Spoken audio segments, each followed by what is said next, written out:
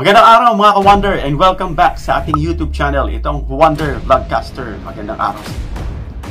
Medyo malaki-laki at matagal nang kinukulit sa akin ito. No? Naririnig ko na binubulong-bulong na dapat kasuhan din si ganito, kasuhan yan.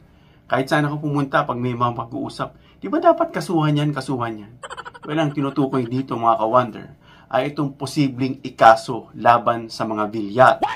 Na alam natin mga ka-Wonder na silang araw na medyo nai-involve dito sa mga anomalya na naririnig natin yan sa Pasay, sa Cavite, at kung ano itong pang mga projects, no? Na yan pong pag-uusapan natin mga ka-Wonder. At disclaimer lang, no? Yung iba dyan ay iniimbestigahan o hindi pa napapatunayan o aligasyon pa lang. Yung iba dyan may nakukuha ng hint, kaya nga iimbestigahan na ito, no? Mga ka-Wonder ng Ombudsman. So yan po pag-uusapan natin mga ka-Wonder. Ito talagang big fish.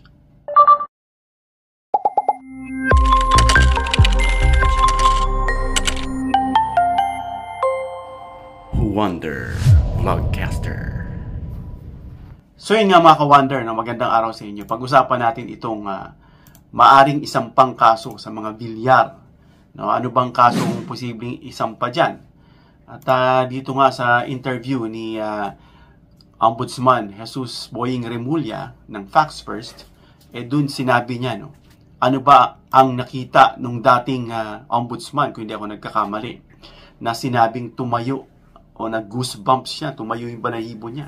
Dahil ngayon lang daw siya nakita ng ganoon ka-massive, ibig sabihin ganong kalaking proyekto na maaring, sabi nga rito ni Ombudsman, graft and corruption maari daw.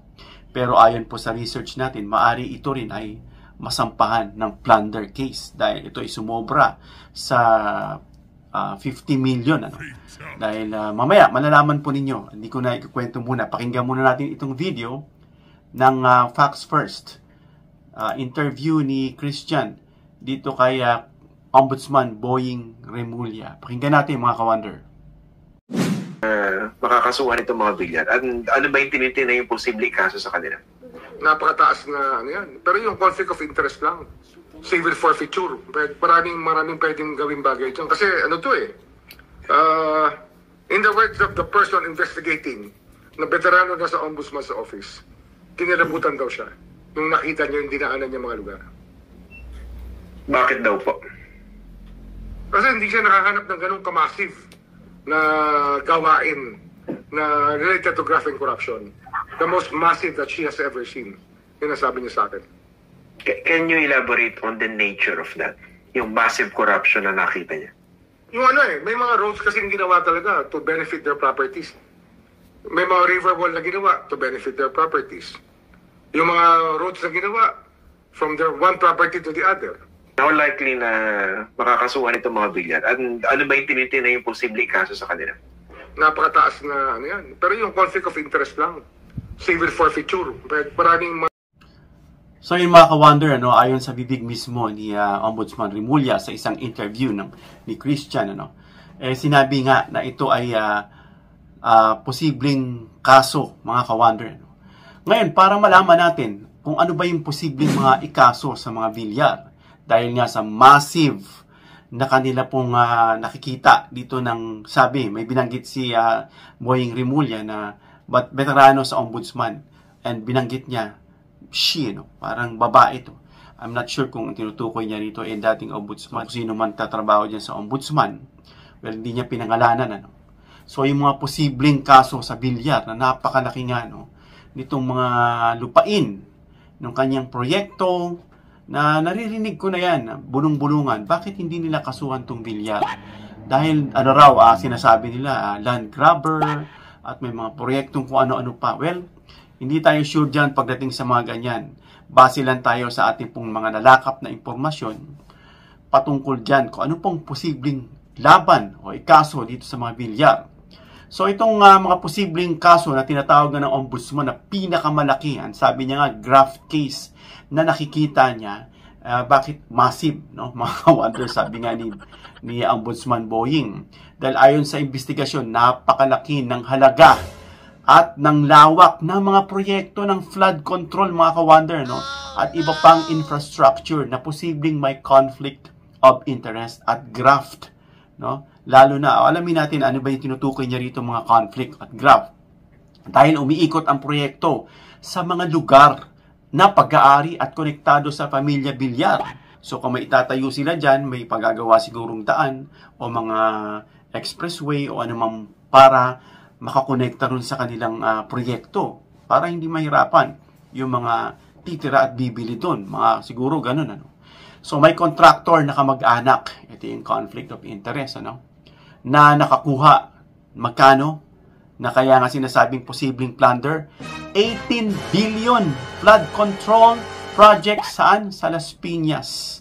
Sa Las Piñas pa lamang, mga ka-wonder, 18 billion na. So lagpas na ng 50. So ito ay maituturing na plunder. Kaya nga itong ICI or Independent Commission for Infrastructure ay inirekomenda na sa Ombudsman patungkol ditong imbestigahan itong mga Villar dahil sa posibleng plunder at graft, mga ka-wonder, no? Kaya ang ginawa ng Ombudsman ay bumuo siya nitong task force, mga ka-wonder, no? Para lang dito sa sobrang laking saklaw na sinasabi ng massive kanina, mga ka-wonder. So ano nga ba yung conflict of interest na kinai-involvan o yung sinasabing prohibited interest sa mga kontrata ng gobyerno? Ano ba yun? Una, si Mark, tahimik lang. No? Na sinasabi yan sa akin, binubulong-bulong ng mga kilala ko, dapat si Villar, imbestigahan yan dahil sa DPWH, ganito, ganyan yan. Shout out sa iyo, no? At ito na nga, iniimbestigahan na at pinag-uusapan na natin, mga ka-wonder. At si Mark Villar, ang DPWH, isang contractor, ang pinsan niya na umano nakakuha ng 18 bilyong halaga ng flood control project dyan sa Las Piñas. Bakit ito krimen? Of course, malinaw na malinaw kahit di natin paliwanag. Ano? Kasi bawal sa batas ang pagkakaroon ng interes o relasyon sa kontrata na inaward ng isang ahensyang ikaw ang pinuno. Nakapwesto ka, no? Itong si Villar, and then inaward mo yan sa iyong kamag-anak o kakilala o kapamilya, yan po ay bawal, ano, na may relasyon ka sa taong inawardan mo ng proyekto. At kaya ito ay mauuwi saan? Anong kaso? Graft, plunder dahil bilyon ang halaga, at pag-disqualify sa public office. Nakaupo si Villar ngayon bilang senador, ano? At pagbawi ng ill-gotten gains, yung mga pinakinabang dyan na ginamit itong proyekto o programa ng gobyerno. Pangalawa, ano ba yung sinasabing flood control and infrastructure project na may anomalya, mga ka-wonder? Maaring ito yung mga overpriced, ano, yung ghost projects at para sa pribadong benepisyo. Ito yung sinasabi kanina, no? So, anong mga aligasyon dyan? Take note, aligasyon pa lang, mga ka-wonder, kasi pinapaimbestigahan pa lang ito. Na nag-form nga itong ombudsman ng isang task force, no, para dito lang sa saklaw na ito. Kasi po, pinapaimbestigahan nga ang Villar. So, yung sinasabi nating mga aligasyon dyan ay maraming proyekto. Itong sinasabi nating tulad ng river walls. Kasi pag may mga housing, syempre, kailangan may dadaanan yung dumi niyan. No? So, yun ang pagkakaalam ko. No? So, yung mga river walls na ginawa, access roads, hindi ako nagkakamali, itong Daang Reyna, Daang Hari, ano? Na napakahaba ng daan na yan. Tingnan natin yung Daang Reyna at Daang Hari. Sabi rito, Daang Hari at Daang Reyna directly connected and integral to the massive Villar City development by the Villar Group. Ganun kalaki, mga ka-wonder. No? Hindi natin elaborate, basta napakalaki nitong Daang Hari. Itong Daang Reyna pa lang is 2 kilometers or 1.2 miles. No? At yan ay karugtong dun sa Daang Hari. At ito nga, mga ka-wonder, na sinasabing ginawa yung mga yan for the benefit of the project of the Villar. Yan po yung aligasyon dyan, mga ka-wonder. No? So, posible umanong ginawa ang proyektong ito hindi dahil sa kailangan ng publiko, kundi para tumaas ang halaga ng lupa. Kasi Villar is also into real estate. Diyan sila nakilala, diyan sila umunlad at yumaman. No? O mapaunlad ang pribadong property. So, ang posibleng ikaso dyan, mga ka-wonder, is malversation. Ibig sabihin, pag-aabuso sa pondo ng bayan na ginamit mo sa iyong pribadong proyekto. Graft, plunder, at yung falsification, kung peke o pinaganda ang project documents. So, yan po yung mga kakasasangkutan. Ano pa yung pangatlo? Plunder. Ito mas mabigat mga ka-wonder dahil sumobra sa 50 billion eh. So, malakihan at sistematikong korupsyon. Bakit pasok sa plunder? Gaya nga na sinabi natin, sobra sa 50 million dahil ito ay 18 billion, no? Na isang bahagi pa lang. Yan ang i-take note nyo mga ka-wonder. Isang bahagi pa lang. So, may sinasabing pattern ng pabor-paboran, ganyan yan eh. Sa mga bidding, sa mga projects. May kilala akong ganyan siya na ano siya, dumadaan sa kanya. Kaya pag nagpadulas, nagpalagay, pinapasa niya. Yun ang kumukukuha ng proyekto. So, yung sinasabing pabor-paboran sa awarding ng kontrata sa isang grupo ng contractor na may ugnayan sa pamilya. Ito na yung sinasabi, no, na conflict. So, maaring kahinatnan yan, hanggang buhay na pagkakulong, reclusion perpetua. Wala pong bail, Ewan ko lang kung gagana pa ang justice system. Dahil marami tayong nakikitang kaso na dapat hindi bailable, pero nakikita natin nakakalaya na naman sa lungga. Sa akin lang tingin ko sa mga ganong kaso, na plunder, syempre napapababa, napapawalang sala, ewan ko anong ginagawa. Bahala na ang justice system natin, sana respetuhin natin at umiral at maging bakal. Pagkumpisa ng ari-arian, ito na, gaya ng ginagawa ritong pagkukumpisa. Sa mga maliliit na fish muna, itong sila Alcantara, nagsauli niya ng ilang milyon ba yung sinauri niyan. At mga sasakyan na ino-auction na nga. At pagbabawal at paghawak ng posisyon sa gobyerno. Ito yata yung sinasabi kung ito yung mapapasok sa perpetual disqualification. Ibig sabihin, kahit kailan hindi na pwedeng humawak ng posisyon sa gobyerno. Pang-apat, sistematikong pagkontrol sa public works budget. Nakapwesto, kung hindi tayo nagkakamali that time, si Villar o Mark, ang DPWH na humahawak ng posisyon na yan. So, nagkakaroon ng favoritism, cronyism, o pagdomina ng kontrata. Dahil nga sa posisyon, bibigay na lang yan. So, anong oligasyon dyan? Umiikot umano ang malaking bahagi ng flood control budget sa iilang kontraktor. Kabilang ang kontraktor na konektado sa mga bilyar. So, pare-pareho umanong mga proyekto ang lumilitaw sa mga lugar na may private land interest sila. Alam na natin, real estate nga, na pribado ang pag-aari ng bilyar. And mukhang nagagamit ang pondo ng gobyerno at pinapagawa hindi kailangan ng publiko, kundi para mapataas ang value ng proyekto o lupa. Yan ang sinasabi rito. So, bakit ito problema? Kasi binabaluktot nito ang tamang bidding process. May process po ang pagbibidding para makuha ng isang tao o ng isang contractor ang proyekto. So, pinapaboran ang mga kaalyado o kamag-anak. Kaya nga bawal na bawal yan. Public funds ang nagagamit para sa kapakinabangan ng iilan. Tandaan natin dapat ang nakikinabang lahat. Hindi lang ng iilan na sarili mong benepisyo. Minsan kasi may mga politikong uupo sa posisyon para pagtakpan niya yung kanyang mga anomalya at madipensahan niya. At malas niya lang kapag wala na siya sa kapangyarihan, siya ay iimbestigahan. At pasalamat tayo sa Pangulong Marcos. Nagdilang anghel itong si Duterte na hindi raw niya kaya yung mga ghost project at itinuro kay PBBM. At ayun, sa pool, iniimbestigahan na. Wala pong sisinuhin kahit kaalyado. So, asset recovery, money trail at iba pang posibleng paglabag. Yung sinasabi nating money laundering for future na nabanggit kanina ni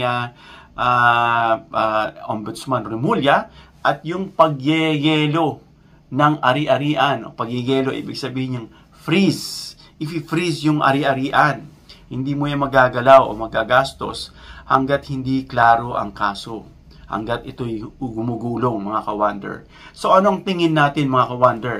Anong tinitignan dito ng Ombudsman sa AMLAC? Ibig sabihin, aalamin kung sino ang tunay na nakinabang. Nakinabang ba ang taong bayan o yung pribado lang na Villar?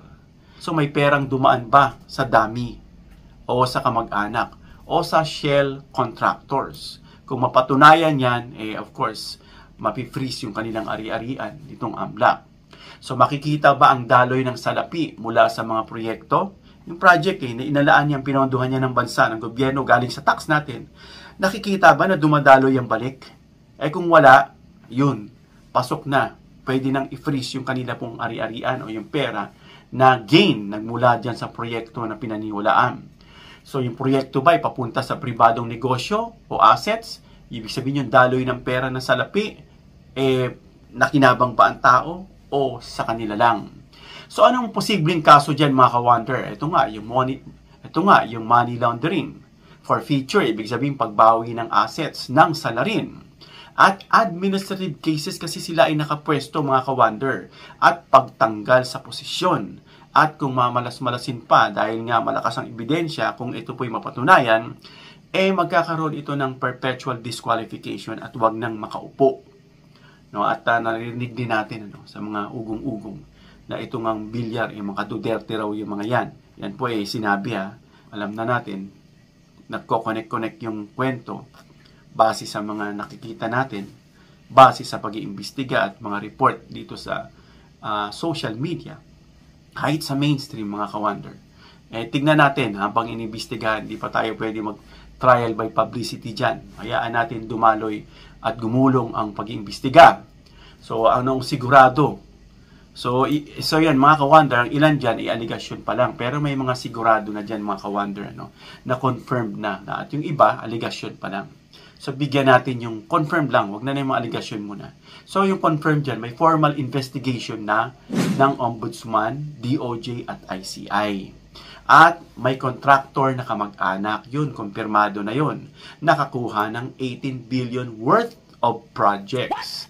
At ito pa isang kumpirmado na ang ICI ay nagrekomenda na ng posibleng plunder at graft laban sa ilang politiko kabilang ang kaanak sa Villar. So yan po, yung matagal nang inuungot sa akin, dapat kasuhan. O i-vlog mo yan mga yan. Ito na nga, at lumabas na sa bibig ng Ombudsman na bumuo na nga ng task force para imbestigahan yan. And then kapag yan ay naging konkreto, sabay-sabay nag-iimbestiga, pati ICI tapos na, nirekomenda na sa Ombudsman, at kapag yan ay buo na, pa-file na ng kaso, darali na sa Supreme Court, at yan ay kakasuhan na. So yung mga ka-wonder, sana yung pera natin, sabi nga ng isang vlogger na ang kakapal ng mga mukha ninyo, mga politikong magnanakaw kayo, mga ganun kayo, hindi natin masabi, talagang sa galit niya. Dahil dapat yung ating bayan ay mayaman na. Kung hindi lang kawatan, mga nakaupo dyan sa gobyerno, napahirap kayo. Dapat wala kayo dyan sa pwesto, ang kakapal ng mukha ninyo. No? Dapat yung pera ng taong bayan na pinaghihirapan, yung mga mahihirap, naghihirap, kita nyo ba yan? Madudumi, naghihirap, kumakain na ng ganito, samantalang kayo, sobra-sobra ang pera nyo, hindi pa kayo kontento. No? Huwag kayong umupo dyan, mga salot kayo. Kaya dapat palitan yan ng mga matitino. At next time, kapag tayo ay boboto, tandaan natin, mapa-DDS ka man, mapa-pro Marcos ka man, pink, dilaw, blue, o anuman kulay mo, mag-isip ka, wag yung tao ang titignan mo. Na ito ako, diehard ako to, wag kang kulto. Tignan mo ang nangyayari sa bansa natin. Kung yan bang ilalagay mo ay may background na pangungurakot, o may background na achievement na mahusay, yan ang iluklok mo. Wag yung paborito mo lang, dahil na-thrill ka, na-catch ka ng fever, nakuha yung karisma, may karisma ka mo, at ibang-iba, huwag tayo padadala dyan. Hindi na po yan ang usapin ngayon. Ang usapin natin yung totoong nagmamahal at may concern sa ating bansa. Hanggang dito lang tayo mga ka-wonder. Comment down below your opinion kung kayo po yung may gustong isuggest at may gustong ibahagi. And of course, give me a thumbs up if you like this video para ma-share ni YouTube sa iba pang viewers. And of course, please share this video para malaman nila kung ano yung pinag-usapan natin na massive na maaring ikaso dito sa Villar. At of course, don't forget to subscribe, hit the notification bell icon, and choose all bilang suporta sa aming mga content creators. Hanggang sa muli mga ka-wonder, God bless.